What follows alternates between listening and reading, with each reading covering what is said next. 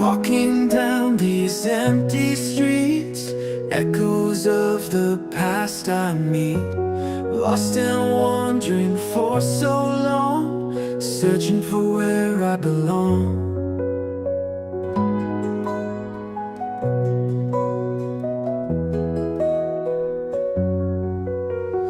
Sunrise breaking through the night, guiding me back to the light. Every step feels like a prayer, promises hang in the air. Come back home, heal your heart, where the love never parts. Come back home,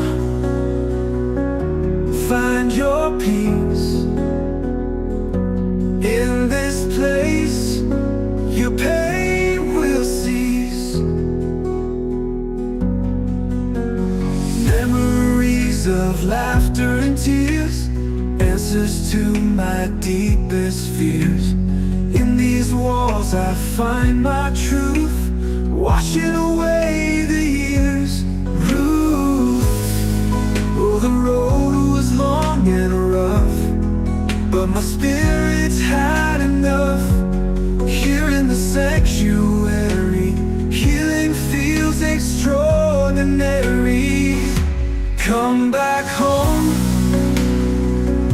heal your heart, where the love never parts. Come back home, find your peace in this place. Yo. Good morning, gentlemen. Good morning. Good Monday morning. It's a good Monday morning. Good morning, everybody. Is my camera blurry? Is my eyes blurry? I think my camera's blurry. Good morning, everybody. I hope everybody's doing well. Good morning. Let me know you're in the building. Jump in the chat. Say good morning so I can say good morning to you.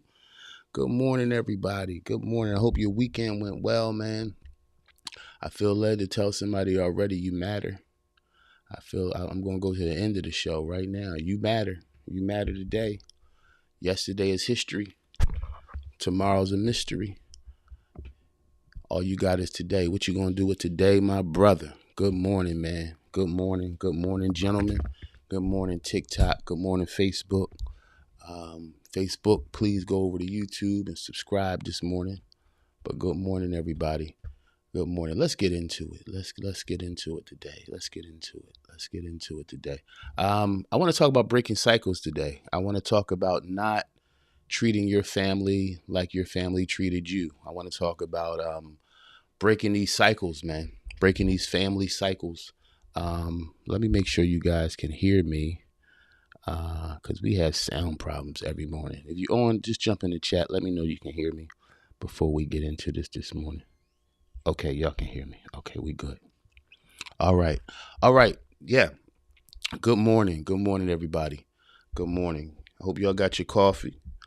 I hope you got your good mind in your head today. I hope you're feeling good about yourself, man. If you're not, I'm telling you to. You know, some things I'm learning, man, some things you can't work your way up on. Some things you just got to declare. You know, like my day is going to be good today. You got to declare that. And I want to say this, man. I want to say this to you. Adam created everything, or God created everything and told Adam to name it. That means, man, as a man, you have powers in your words. You have power in your word. And it's not just the power of life and death that we talk about this in the tongue. I believe that men have a certain power that God gave us in man voice. It's a voice of direction. It's a voice of clarity. And I think that you got to use that, man. You got to use that just like you will be clear with somebody else. You got to be clear what kind of day you're going to have today, how you're going to approach your day, how you're going to be blessed today, how you're going to bless somebody else today. That's the decisions you make as a man. And man, good morning to you. I want you to know your voice counts today. I want you to know that you count today. Speak over your life. Tell your day how your day is going to go. You tell your day how it's going to go. Remember, just as much as your mind is your slave, not your master, so is your day. Right? Don't let your day decide how your day is going to go. You decide how your day is going to go. That's man power. That comes right there in the man voice. So use your voice this morning, gentlemen. Use your voice this morning. But it's good, man. It's good to be with y'all Monday morning. And this is the way we start our week. Mondays don't have to be bad. Not when we declare what they're going to be. But I want to talk about breaking cycles, man. I think we're going to have maybe a 40 minute show this morning. So we will do our thing and get to it. All right. My I grew up two parents in my house. Grew up two parents, mom and dad. And I noticed things about my mom and my dad. It's called knowing patterns. It's called understanding generational patterns, right? And one of the generational patterns I found in my family, I'm talking about all the Wonders men, we look alike, and I think pretty much we all are alike in a way that we are very, very protective. Good morning. Good morning as you come in. Good morning. But we are very protective men. And one thing I noticed, the negativity of this, and this is hard to do, but I would start suggesting that you guys start doing this. Start really looking at the negative stuff in your family. Start really looking at the negative patterns that affect your family. Because I'm gonna tell you something. The things you hated about how your parents raised you, or the lessons you hated learning, if you don't confront those things, you'll become it. Let's start out heavy this morning. There's some things you grew up looking how your parents were, and you're like, look, I'm not going to be like that. Let me tell you, just because you say you're not doesn't mean you're not.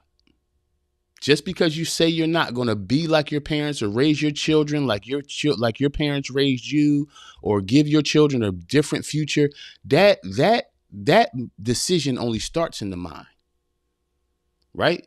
And as you come in, what we're talking about this morning, we're talking about breaking the cycles. We're talking about breaking family cycles, not taking how you were raised into your future, right? And some of us, I'm not saying all of us were raised bad. I wasn't raised bad, but I sure enough know that there's some things that happen in my life that I don't want to carry over to my children, right? Jump in the chat. Is it you too? Is there some things that you realized, that you recognized in your life that you don't want to carry over to your children? Are there some things that you recognize in your parents' marriage that you don't want to take over into yours? Right? Let's state the problem this morning. Right? Are there some things that you saw, even if you grew up in a single family household? Are there some things that you saw your mom do, or decisions you saw your mom make, and she could have been making them because she had to?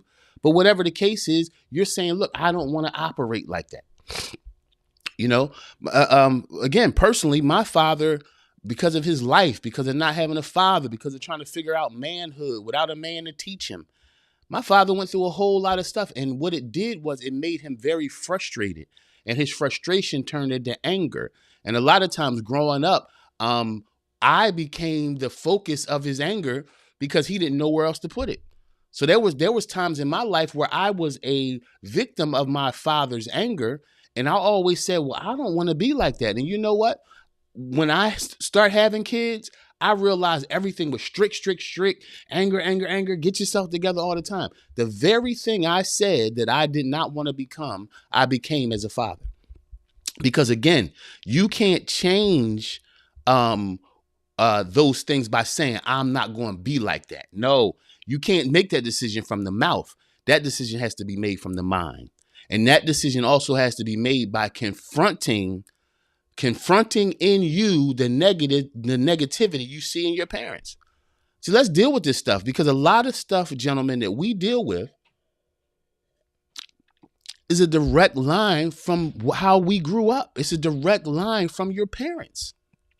And if you weren't ever, and this is nothing, and in a lot of communities, especially in the Black community, a lot of us don't talk to our kids about the truth of ourselves, which leaves kids out to figure out their own struggles. Let me look in the chat before we get too deep. Good morning, E. Good morning, Eric Wonders. Good morning, Jess Clark. Good morning. Yes, anger and confusion. See, those things live in our family structures, man. They live in our family structures, and we got to be able to admit, because if you don't confront, again, I'm gonna say it again, if you don't confront those things that affected you growing up, you will carry that into how you raise your kids, right? I'm gonna go as far as this. if you don't confront the stuff that has happened in your life, you'll be a grandfather acting out the negativity you saw growing up. Come on, y'all. Come on, let's get into it. I know it's Monday morning, but this good Monday morning talk. Because guess what? You can break some of those bonds this week. You can break some of those bonds this week. And some of us say, you know what? Oh, I'll just pray about it. No, family bonds, you can't pray them away. You have to recognize the pattern and deal with the pattern so the pattern doesn't go on and you don't affect your children how you were affected. I don't want my kids to experience from me what I experienced from my parents. So not only my father, my mother. My mother was very, I'm just going to be quiet and be okay. Right? Good morning, Tamika Cox. I'm going to be quiet and be okay. But let me tell y'all something. A lot of my life, I found out. I learned that there were some things that would come to me, stress me, beat me down. And like my mother, I would be quiet and not say nothing. And I would wear it. And I watched my mom be worn down emotionally because she had mastered the art of not communicating how she felt. You know what? I pray this channel go viral, not because it's me. Right? I pray this channel go viral because these are the things that no one's talking about. And we are 30s and our 40s. I'm 44. There are people, when I look at my analytics, there are people that listen to me up to 65 and 70 years old. Do you know I did dropped a video on my Dear Sister podcast yesterday, and a young lady, she said, I think she was upward than 40. And she said, Christian, thank you for sharing this. I had never heard this before. 40 years old, had never heard it. That's why I pray this thing be a blessing to people around the world, not for me to be a star. I like being home. I don't even like being on stages. I want this thing to go viral because I don't find many channels on YouTube or anywhere else really digging into family structure issues and giving awareness so that people can really be healed. Especially and since some channels get so spiritual, we act like we can pray everything away. Let me tell you something. Do you know that recognition of a thing is just as powerful as praying about it? And let me tell you this, if you don't recognize the thing, how can you pray about it? How can you? You can't pray about something that you refuse to recognize. And I'm going to tell you, before we deal with all this stuff in the world, you know, we like to talk about all the things in the world and the problems in the world. There are problems in your very house. There are problems in your very last name that have messed up generations of people. Oh, let's get into it this morning, y'all. There are issues in your own last name, man. There are issues in your own last name. And I'm going to say this. And again, this is my channel. And if truth offends, truth offends. But you know what? For some of you spiritual people who have joined churches, you know what happened to you? You traded in your family for your church family. You traded in your mother for your church mother. You traded in your own father for your spiritual father. And there's no such thing as spiritual mothers and fathers. I know y'all all going now. It don't scare me none because it's truth. There's no such thing as spiritual mothers and fathers. In fact, if you have a spiritual leader in a church, they should be teaching you how to get the problems out of your own last name. Yes.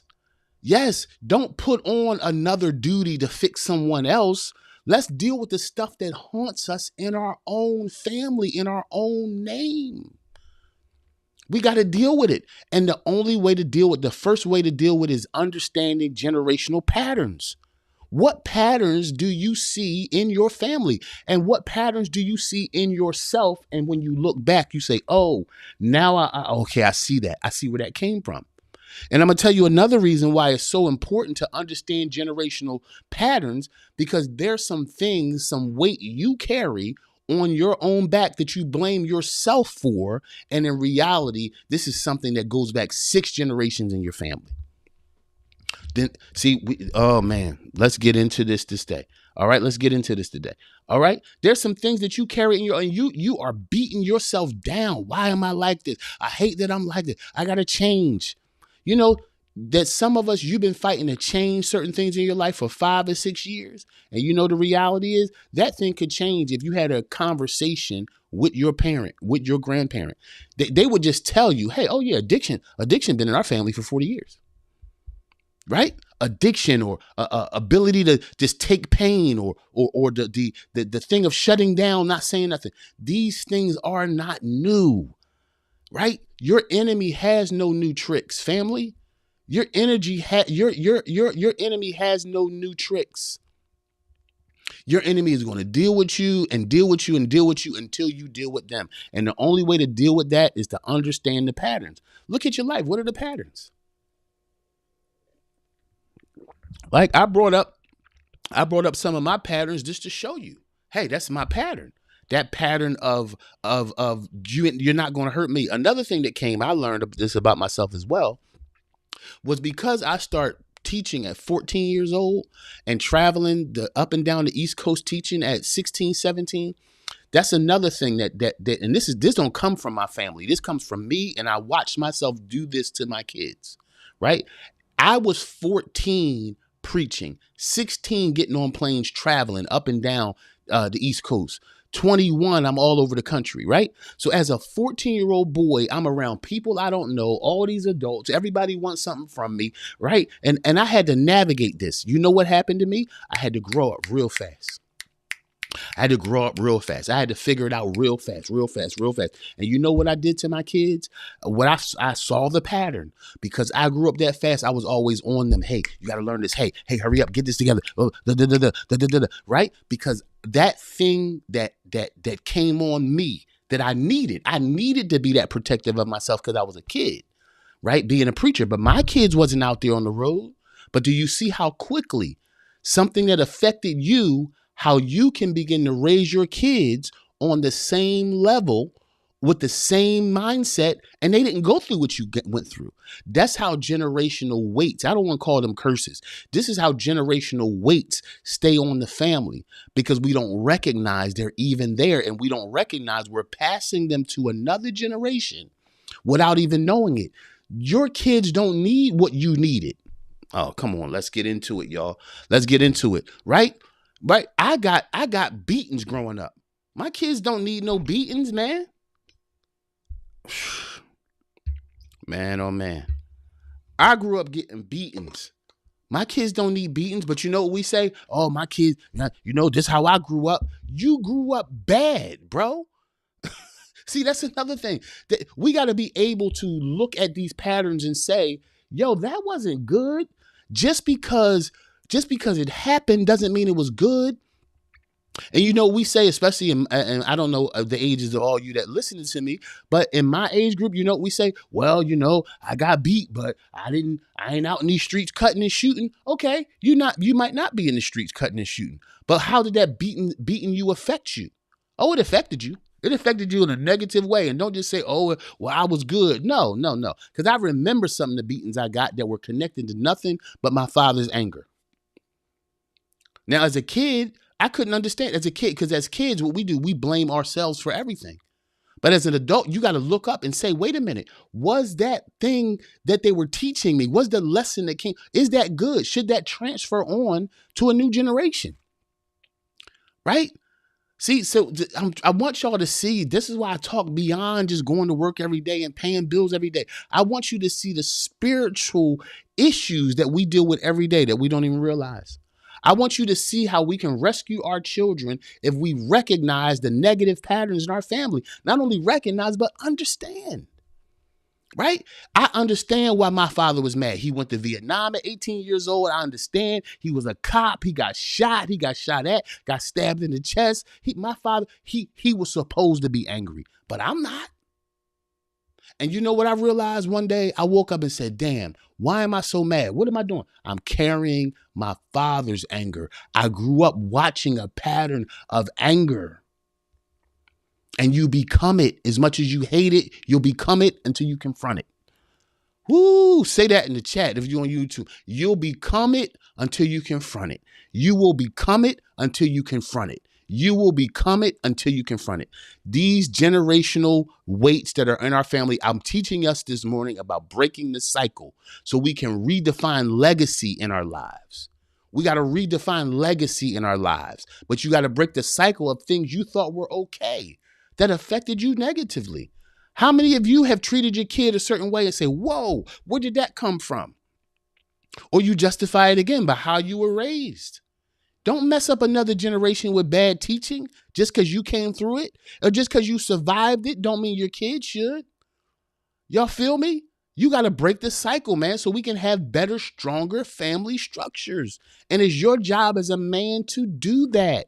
And some of you sisters that ain't got no man, it's your job to do that in your children so you don't carry that thing on. Don't carry that thing on.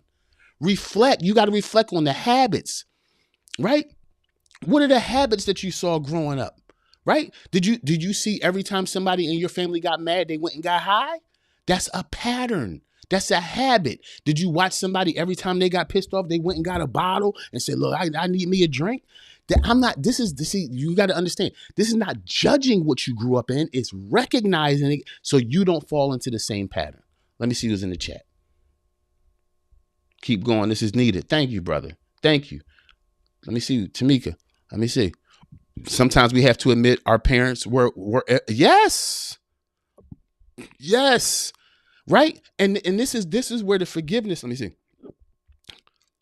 You will become it until you confront it. Absolutely, absolutely. And this is where the grace comes in. I want to show y'all some grace right here, because this and all y'all grown. Right? I don't think none of y'all little kids, all y'all grown. So one thing you can understand is this. There's a lot of things you held against your parents until you became an adult. Oh, let's dig in now. Huh? There's a lot of things you despised about your parents until you became an adult. Right? I know none of y'all on here never been broke, but I have. Okay? I know that. So let me tell y'all about what it is to be broke. Y'all can jump in the chat if you ever been broke like me, but I'm assuming that y'all don't understand being broke. I do. So let me tell y'all, it was times where I was so broke that I would get angry at my kids for running through all the snacks. Not because they shouldn't have ate the snacks, because I didn't know where I was going to get the money to replenish them. Right? And where did that anger come from? That anger, that inability to communicate my thoughts. This is where let's get into it. Oh, this is where we get stuck. This is where we get stuck. My issue was anger, but you know what would have quelled my anger or squelched my anger, whatever word you want to use, if I was able to communicate it. You know why? And I want to talk to some of you. Not all of you deal with anger, but some of you that have dealt with anger or grew up with angry parents. Really, where that anger comes from is the inability to express how they're feeling. So they lash out instead of talking it out. That's where it comes from. Right? But I'm going to tell you, when you grow up, you begin to look and say, Dad, I forgive my parent for that. Oh, I understand why they were like this. Right? Understanding doesn't say keep the pattern, but understanding says I'm going to give my parent grace for how they were. Ooh, man, I'm going to give my parent grace for how they were. And I'm going to give myself some grace, but also a push to not continue a bad cycle. Right? We can't continue generational patterns, right? Habits, mindsets. There's ways of thinking. That especially you brothers, you know, you always had an uncle, a big cousin, your pop, somebody cool, grandpop that gave you some really slick, cool sounding bad advice. Let me say it again. Some of us grew up with cool uncles, cool dads, cool big cousins that gave us some slick, great sounding, terrible advice. And it creates a mindset in the family. I got a lot of friends, a lot of my brothers that live in different parts of the country. And I've noticed something. I've noticed that different parts of the country, there's different mindsets in different parts of the country. Right? I won't get into the spiritual ramifications of that, but I'll just tell y'all this. There is a principality. This might be over your head. Don't worry about it. There's a principality. A principality is a spirit that controls. There's a principality over every different part of the country. And if you go to these parts of the country and the world, if you go to these parts of the country, you'll see a certain kind of oppression, a certain kind of beat down on certain kind of people. That's the enemy. Don't let this, I'll stay off of this because I know some of y'all don't want this spiritual talk, but I'm going to just give it to you right quick. Okay. There's principalities. There's also, guess what? There's also certain principalities over your family. Yes, yes. Anytime you have certain stuff, you look back and say, wait, my grandpop was like this. Let's get into it, guys. Right? Your great grandfather's grandfather was a cheater. Your grandfather was a cheater. Your dad was a cheater. You are a cheater. And you know what? You're looking at yourself saying, damn, I ain't worth nothing. Right? You know what? If you really get a chance, you'll look back and see that pattern has been in your life. Every man in your family has left the person they were with, or every man in your family just had random kids all around. And then you see it go from, listen, if a kid is born and nobody teaches them, hey, little boy, go have a bunch of babies with a bunch of women. Nobody's teaching the little boy that. Where does he get that from? By the time he's 14, he's trying to pull his pants down and find girls. That nobody taught that boy that. That is a generational pattern that must be addressed. It must be addressed by the men in the family. And some of you sisters that listen, same thing. Your grandmother's nobody could keep a man. Come on. I know families like this. I've dated women that had families like this. Great grandmother didn't have a man. Grandmom didn't have a man. Mom didn't have a man. The person I'm dating can't. You understand that you got to be able to look back in your pattern and see, wait a minute, where does this come from? I want to talk to some of you. My God, I wish I could hug you and say this, that some of you have been dealing with stuff for 20 years and you have beat yourself to a pulp, wondering why you're like this. I'm trying to tell you that it's bigger than you. It's a generational pattern, right? So I'm not saying sit in a place where you just blame the generational pattern, but understand the generational pattern, and it's time for you to go to war with that thing. Why? Why you got to go to war with it? So it won't be in your kid, right? You see this boy right here? That's my son. He just turned 20. That winter's anger is in him. I already know it. What's my job? Tell him. Tell him. Tell him so he's not sitting in his dorm room in college saying, what's wrong with me? No, son, it's something wrong with us and being able to not carry on what was carried on through my life. Right? But there's mindsets, there's emotional baggage that's passed down through your family.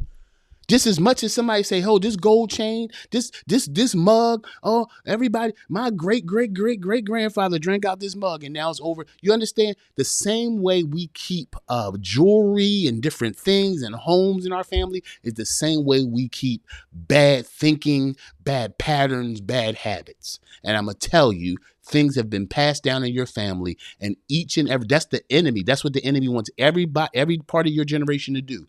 Blame themselves and not have the conversation of where it came from. Because what does that do? That lowers the self-esteem of a family.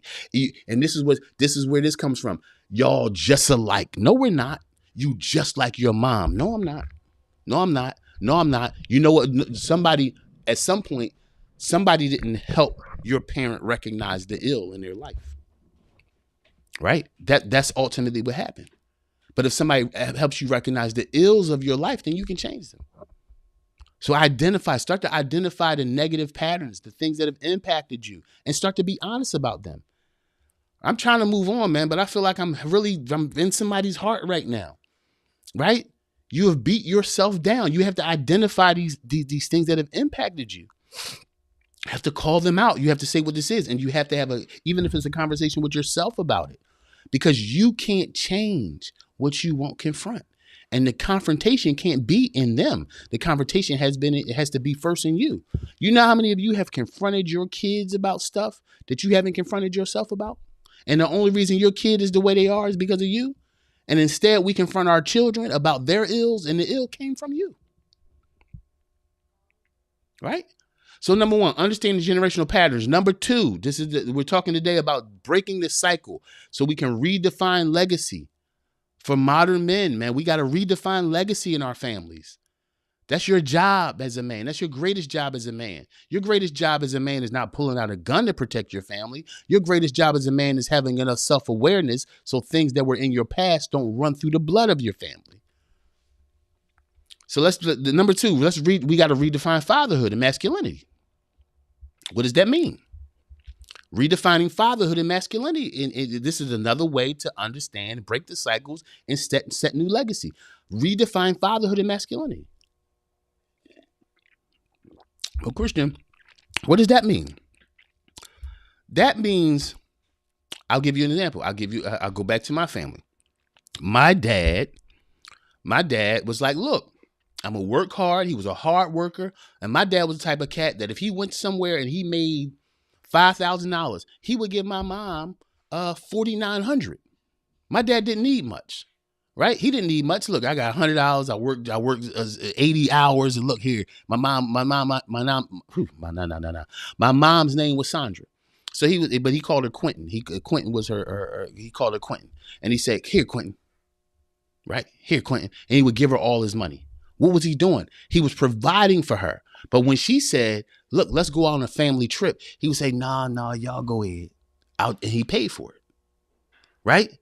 And what me and my sister probably would have benefited from was his presence. But he was paying for the trips, right? Right? And guess what? I don't blame my dad. My dad didn't have a dad, so he didn't have guidance. But I understood he was paying, making sure we went to Catholic school and tuition was paid and da. So he wouldn't do homework with us, but he made sure the school was paid for. He wouldn't go on a vacation, but he made sure it was paid for, right? Now, we can have any kind of discussion you want about that. What I'm telling you is, as a dad, what I saw myself doing early on in my life was I was working really hard. I was paying everything, right? And I start to feel like my presence didn't matter. Man, oh man, we can get healed today, right? I start to feel like my presence didn't matter. So I'll just make sure y'all got everything y'all need. And my presence did matter. But what was I doing? I was carrying on a definition of fatherhood that I learned from my father. And I was studying it and working it out as a father. And the reality was I needed to recognize that negative pattern, right? So this is how I did it. This is how I broke the negative pattern. One day I sat there and I set my kids down. We was talking and laughing, and I pulled out the definition of the 5 love languages. Some of y'all heard of that. It's a book called The 5 Love Languages. The book is about how everybody receives love. Everybody receives love differently. Just like everybody speaks, some people speak a different language. If I'm married and my wife speaks German and I speak really good English, it doesn't matter how good I speak English. I cannot communicate with her. Why? Because she speaks German. The only way for me to communicate with her effectively is to learn German to speak to her. It's the same thing with love. Everybody has a love language. You receive love and you give love a certain way, right? So you start to understand how you receive love. And so I asked my kids, and there's 4 different ones. Y'all go research it. But I said, here it is. Read this. Which one is your love language? And my kids told me, oh, my love language is quality time. My love language is gifts. I got 4 kids, so they all had a different love language. But what it did was it made me realize I got to approach my kids this way. What is that? That's helping me break the pattern. Your parents didn't know about love languages. Your parents didn't, it's not that they didn't care, but they didn't have a concept of how to love you. They loved you how they learned. And sometimes that stuff is negative. Right? So I broke that negative cycle. But guess what? It takes time. It takes effort to do it. Those cycles don't just go away. Anything that's gone long enough to become a cycle doesn't just disappear. You got to work with it. Right? So many of us have, and this is another thing, a lot of you guys have harmful lessons that were taught to you. Like, don't trust women. Man, don't be faithful, man. Have what you want out here, man. It's always going to be girls, man. You have as many of them as you want, right? That's harmful lessons, bro. Harmful lessons. I watched this podcast, I watched some YouTube channel a lot of times. I think I told y'all about it before. It's about the hood. I got to remember the name of it. But they go in the deepest, darkest hoods and they talk to these guys in the middle of the night while they out there trapping and doing their thing. Trapping is rug dealing. I'm calling it rug. You can't see certain words on YouTube. Rug dealing and this and that and pistols, all these sort of things. And some of them have kids. And what the interviewer did was he would ask him. He would say, so what about your kids? Like, you out here, you 25, you out here with guns, you've been shot. You've been out here and you've been shot how many times? He said, what about your kid? Would you want your kid to go through this? And you know, a lot of them guys said my kid already in it, man. Here's a kid 7, 8 years old. They're saying my kid is already in it. That's a generational. You see, generational. That's why the hoods are like the hoods are, because it's generational. And if we can teach people how to be generational killers, if we can teach people how to be generational thieves, then why can't we teach people how to be generational change makers?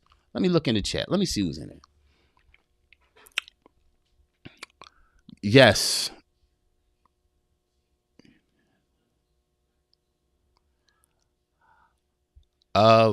Your dad did it to himself. Let me know what you mean, AB. We could talk about that. Let me know what you mean by that. Yes, product of our environment. Absolutely, Anthony Ritz. We're product of our environment. The issue is we don't admit that. We're not willing to admit that we're products of our environment. And if our inability to admit that we're products of our environment is why we are messing up generations of children, and we don't even know we're doing it. Let me see.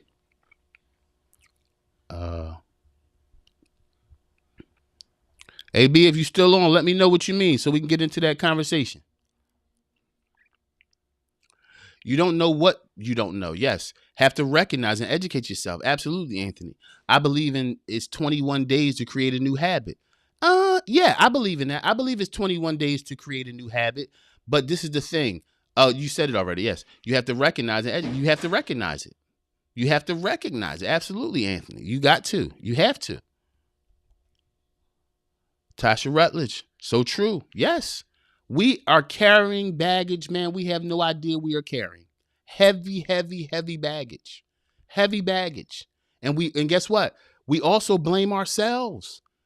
Right? I'm not trying to get us into the blame game. I'm trying to get us to recognize how much stuff, I wanted to call it, right, that we carry in our bag.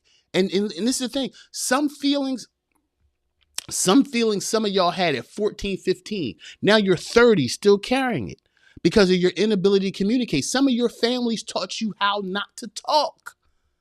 Right? You were taught not to talk. You were taught to keep your feelings to yourself. You were taught not to say anything. You were taught to just go to your room. You were taught that your feelings didn't matter.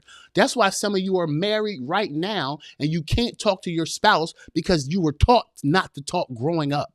This is where I'm trying to get y'all to understand. This is what I'm trying to get you to understand. This is why I talk so much about distractions and the internet and everybody's talking about everything, right? Because we get to the point where we study everything and everybody else and we don't realize that there is stuff right in our families, right in our bloodlines that are destroying us. And the goal of the enemy is to get you not to recognize it. Let me see. All right, AB, you back. All right, buddy.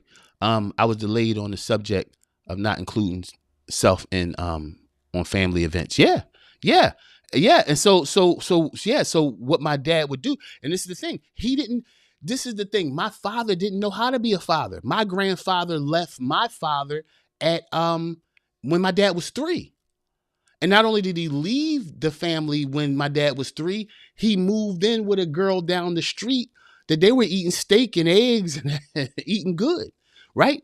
So what my father was doing was doing the best he knew how. All my dad knew how to not do. He knew I do not leave. Man, we could have a 3-hour conversation today, y'all, because there's some things we got to understand. All my dad knew how to do, the greatest level of fatherhood he knew because of what happened to him was don't leave. Now, I don't really know how to communicate too good. I don't really know how to get to know my kids. I don't know any of this stuff. But what I do know, his definition of fatherhood was do not leave. I remember when I went through my divorce, you know what my father told me? The only thing he knew to tell me, don't leave them babies. It don't matter what happened with you and her. Don't leave them babies. That was his definition of fatherhood. That's why I'm talking today about the things that we don't even know, that we learn, that we rehearse.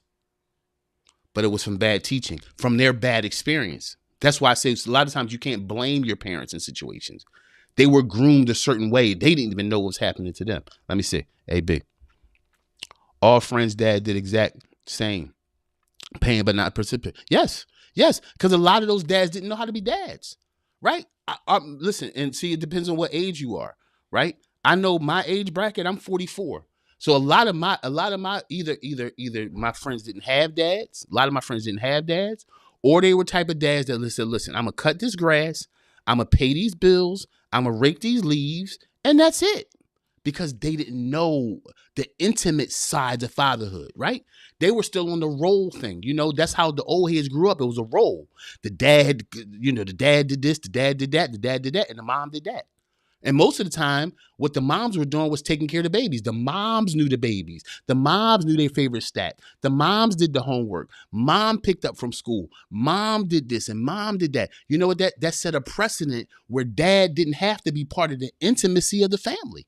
He didn't have to talk. He didn't have to roll on the floor with the babies. He didn't have, see, a lot of fathers in our generation, their fathers were no good.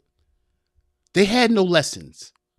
I'll even give it to you deeper in the spiritual side. My mentor growing up, Bishop Joseph Scott. I always found myself running behind him to learn his wisdom. I would jump in the car wherever he was going. I would jump in the car, and sometimes I would take my cell phone when we were at the diner. I would take my cell phone, put it on the table, and record because he was so wise.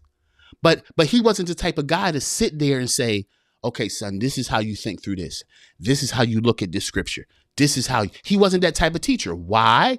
Because his father, Bishop Fernwood Jones, he wasn't taught like that. So his father, he had to run and chase him for wisdom, and he learned it. I had to run and chase Bishop Scott for wisdom, and I learned it. Was that a good pattern? No. But could I blame Bishop Scott for not sitting with me and saying A, B, C, D? No, because his father didn't do it. I'm trying to get y'all to see how generations can learn bad lessons so fast, where you can have 7 generations go through something very bad in your family. And I'm telling you, you want to know what manhood is. Manhood is more than having a pocket full of money. It's more than driving this certain car. It's more than moving out of this neighborhood and putting your family here. It is about what you give your children in wisdom, knowledge, and understanding, and recognition of the things that hurt your family so you can put the kibosh on it. That's manhood. You want to be proud of yourself? Start recognizing the things in your family that your family cannot carry. Things that you're too worthy to carry those things on. You want to be a man? That's being a man. Stopping everything and saying, you know what? I'm not going to let my son live this. I'm not going to let my daughter live this out. I had to do it, but I'm not going to let them do it. That's manhood. That's manhood. Let me see. Mindless repetition of that. Yes. Very mind. We don't even know it. That's beautiful, E. That's beautiful, Eric, that you're saying that. It's mindless repetition. Right? It's mindless, man. We mindlessly do it. We don't know it. We don't know it. Yes, discipline, man. But we got to learn it. We got to learn it. Let me see. All right. Are we 43 minutes in? I said it was going to be a 45-minute show, but we're going to keep going. All right. So this is the thing. Redefine masculinity, right? Listen, because there's some things you inherited. There's some mindset you inherited that you got to get rid of. And you know what you got to do? You got to challenge these narratives. Redefine fatherhood. Redefine it for you. It doesn't matter how you received it. Anything that you saw that wasn't good, for example, I saw in my life, in my family structure, that my dad didn't know us like in a certain way. Because again, he was so focused on taking care of us that he didn't get to know us. And I want to talk to you. I'll leave that there. I don't want to get into that because that's a whole nother lesson. But be careful when you're taking care of your family, but not knowing them. It's a trick. It's a trick where as men, we believe, man, I'm doing a hell of a job, man. Don't nobody nothing. This is the thing. You hear men say this, man, don't know nobody in my house need nothing.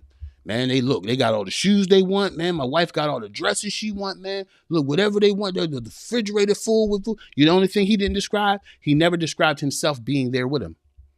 They got this, they got that, man. They got this. And some of us men look up and your family had everything except you.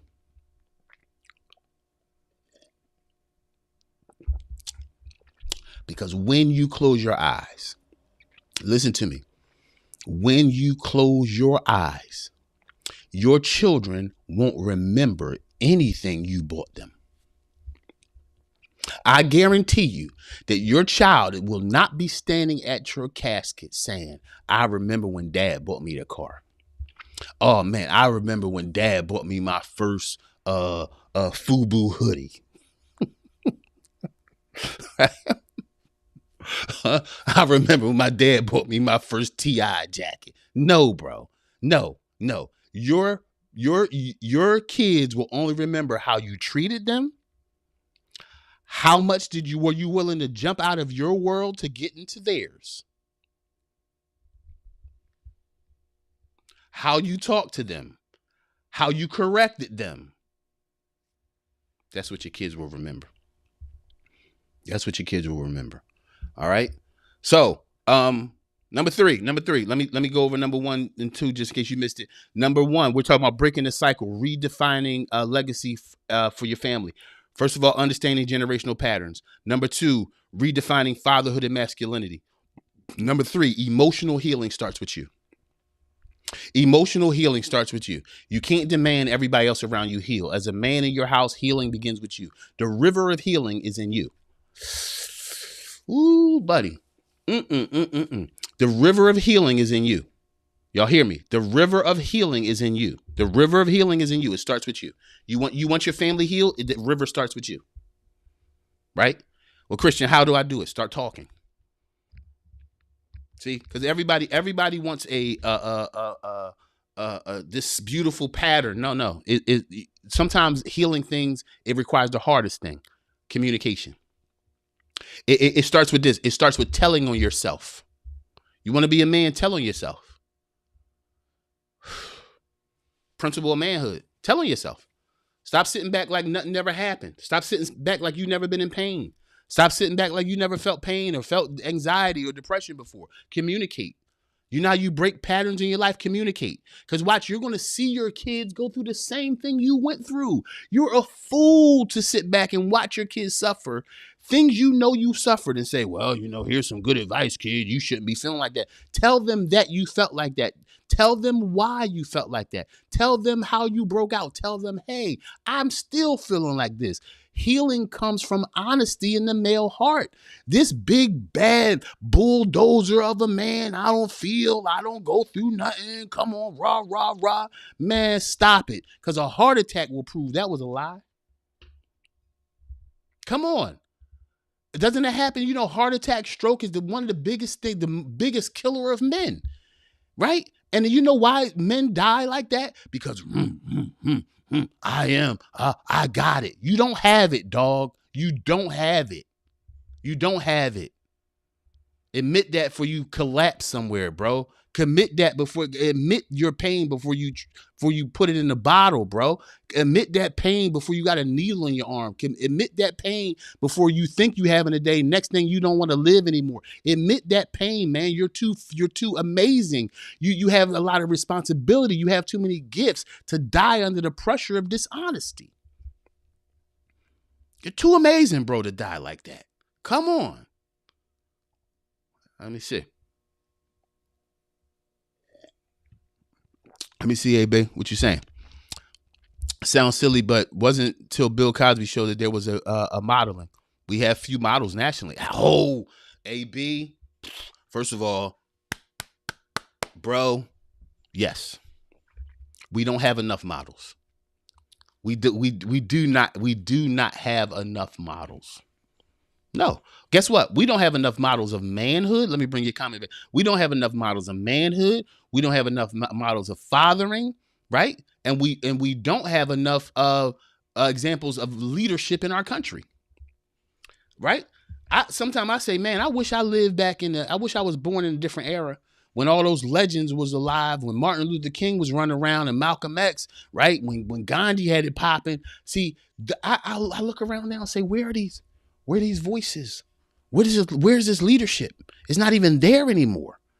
Yeah, we don't have it. And you know what's sad about even the Cosby Show? It was an act. You don't sound silly, bro. It's a fact. Cosby was the modeling, but it was an act. It wasn't real. Yeah. Let me see. What'd you say, Life Glenn? What'd you say? What you was? I was. You was an example? Tell me what you mean, Lifeline. All right. All right. Yeah. So we don't have enough leaders. Let me talk about this for a minute. I mean, look at the leadership we have now, right? And we can get deeper into this too. We can get deeper into why it's no male leadership now, right? It don't for the male leadership now. Back then in the Martin, Malcolm, Gandhi, Mother Teresa days, yeah. Back then they wasn't taking no shorts. They couldn't get paid off. That's why they got killed. Now the leaders we got now, the male leaders we got now, people get bought off so easy. You get bought off so easy. There's no real commitment to change now. There's no real commitment to the people. There's commitment to that paper. And men now are willing to sell it out real quick. Pastors willing to sell it out real quick. Imams, Muslim guys willing to sell it out real quick for a stage, for an image, for who people think they are. Do you know that Malcolm X, Martin Luther King, Gandhi, these people died poor. They died poor because they were unwilling. Their mission was bigger than the money. That's why you don't have leaders now, because everybody wants something for their leadership. And while, let me take this commercial break, go to my website, christianwinners.com. For some of you brothers that need coaching, some of you guys who have groups of men that need coaching, go on my website. You know what you'll find? You'll find donation-based coaching. You know why? Because there's too many men that need a trade-off for wisdom now. Wisdom didn't cost me anything. Right? My passion cost me a lot, but wisdom didn't cost me anything. The Bible says, if any man lack wisdom, let him ask of God, and God will give it to him. What do I look like now charging people for wisdom? And you know what somebody would say, man, you a fool, man. This is a capitalistic society. You better get yours. Well, guess what? I started serving people at 14, and God always gave me mine. I never rattled people for money. I never charge people for wisdom. I never charge anybody anywhere. I don't have an honorarium. I don't play those type of games. Why? Because the earth needs a leader, a voice who's saying, let me give you this, and I don't need something in return. If you believe in what I'm doing, you can donate to it, but I refuse to ever charge somebody for what God gave me. That's the type of men we need now, AB. We need men who will stand up and say, look, this is the truth. This is the truth. I'm not backing down from the truth, and I'm not taking money to say the truth through a lie. Let me see. Yes. Tell us more, life. Tell us more. I was around more. Tell us more. Tell us more about that, please. Tell me more about that. What was that experience like? Let me see. Tekoa, many people's character is shot out, sadly. Yes. But this is the thing. This is where character gets shot out. Character gets shot out because people are saying, look, there's one God in the heavens. There's one God on this earth. The God in the heavens is the God that created the world. The God of this earth is money. The God of this earth is money. I'm gonna do a whole podcast on this, but while y'all here, let me get into this. Let me just. I was gonna prepare for this more, right? But let me get into this. Let's talk about all these '90s people that we. Let's just bring Diddy on the table, Jay-Z. Let's bring these people on the table right quick. Okay. These people had influence. They had influence. And now you hear all these people, no Diddy this, no Diddy that, this and that. I didn't leave my subject. I'm talking about leadership here. Now he's a joke. But there was a time where society followed the man's music, followed the man's wisdom, right? He had influence. You know what happens to people that have influence?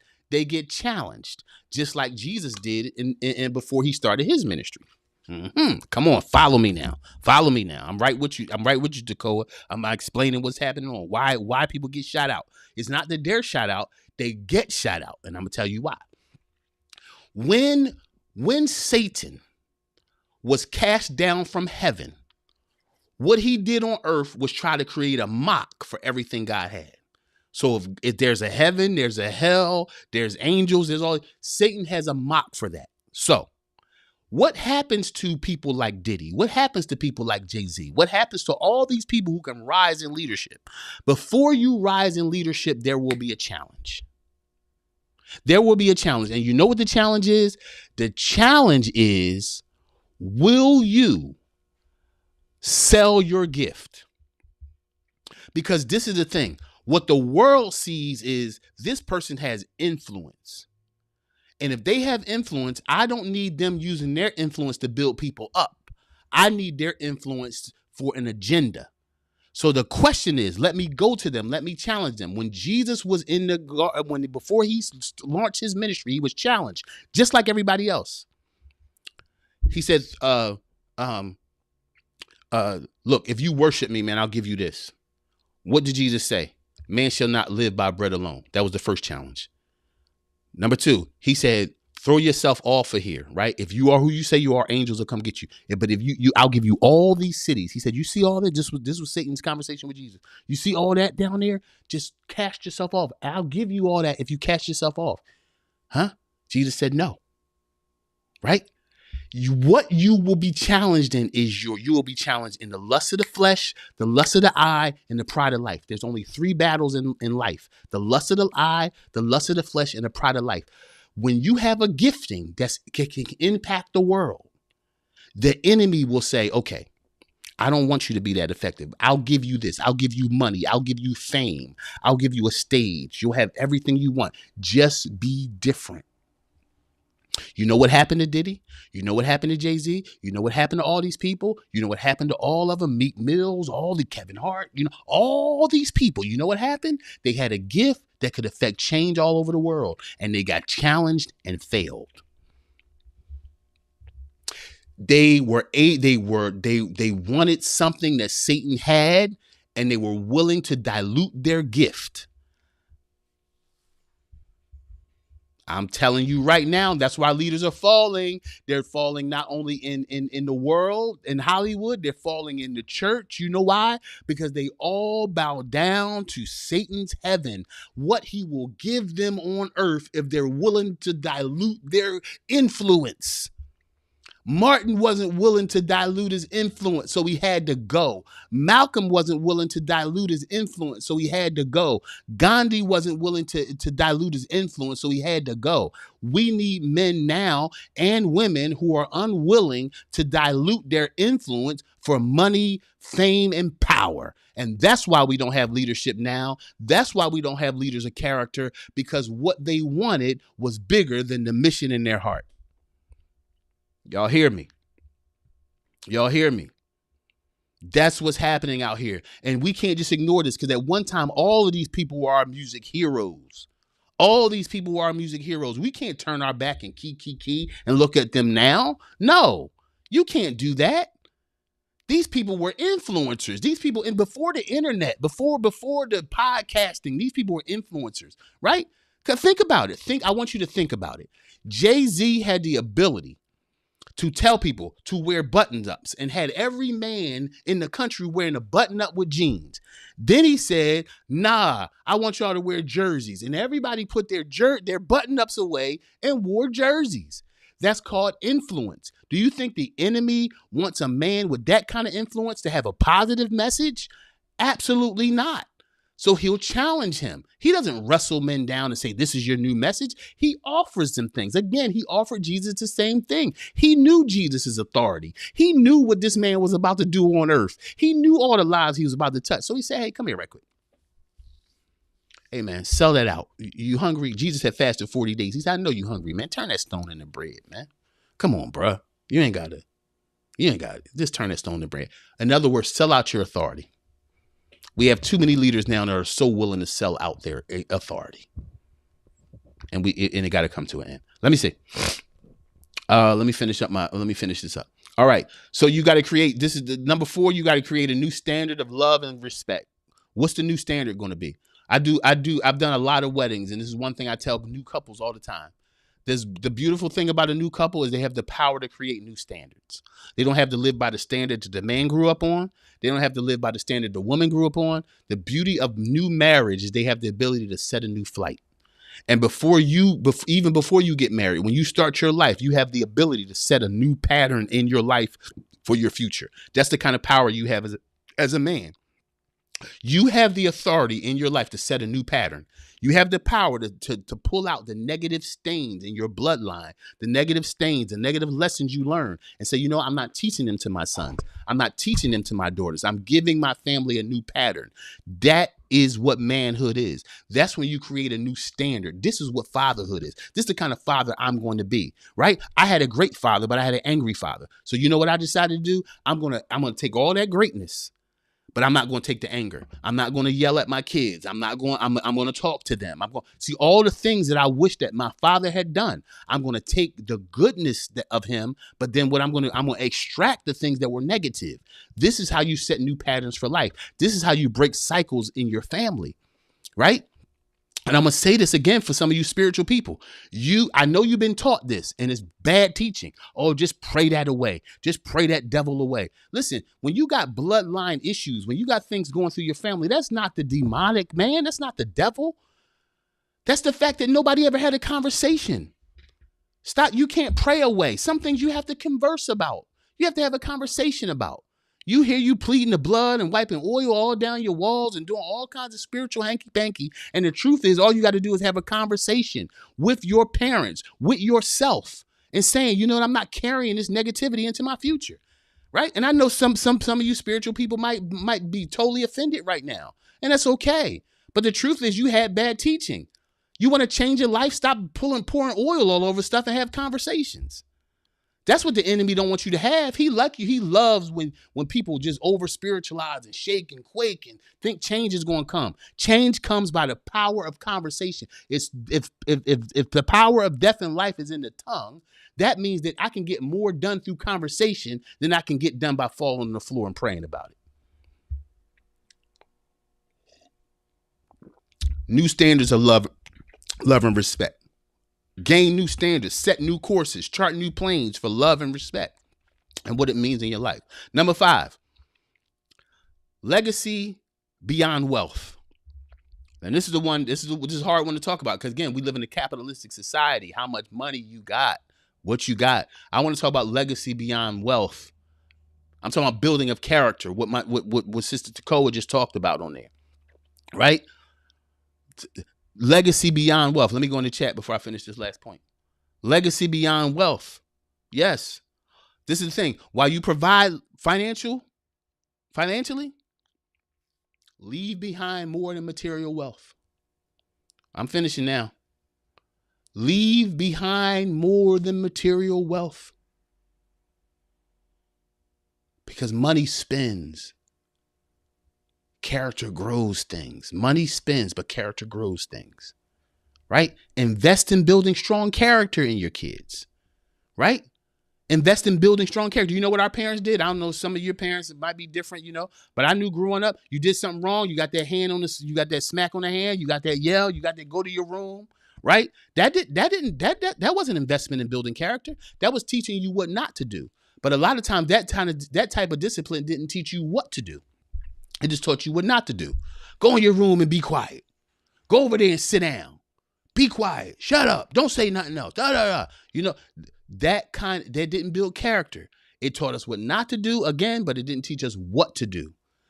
Break that cycle in your family, man. Explain to your kids. Understand this. This is a simple concept that I don't think that a lot of us are mixed up on. When your kids are born, they don't know anything. Listen to me. When your kids are born, they don't know anything. Everything they're going to learn is going to be from you. So isn't it crazy to yell at a kid for doing something wrong and they didn't know? They don't know what's right. They don't know what's wrong. So instead of yelling or spanking, should we be communicating? Should we be using man voice?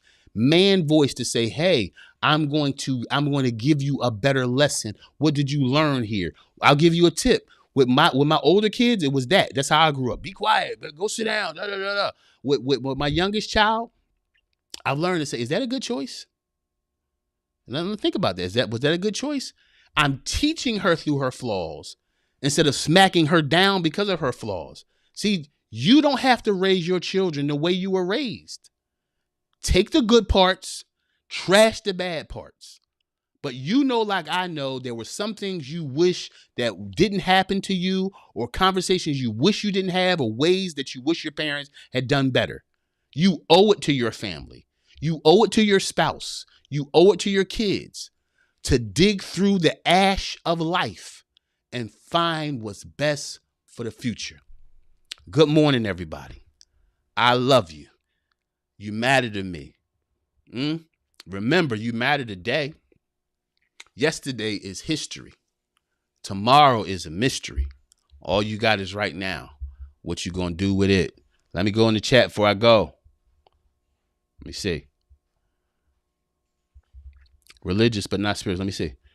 Spiritual, all but higher conscious, evolving us versus just wish it away. Yes.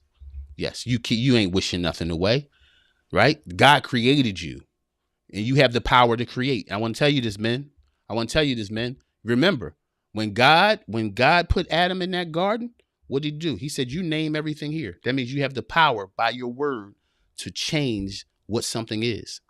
Use it. When a man understands the power of his word, let me put my screen back up. When a man understands the power of his word, he realizes he doesn't have to yell. He has it. God already gave every man this. And the enemy wants us yelling and screaming, and the enemy wants us mad all the time. He doesn't want us to know the power of our voice. Yes, we can build anything from right here.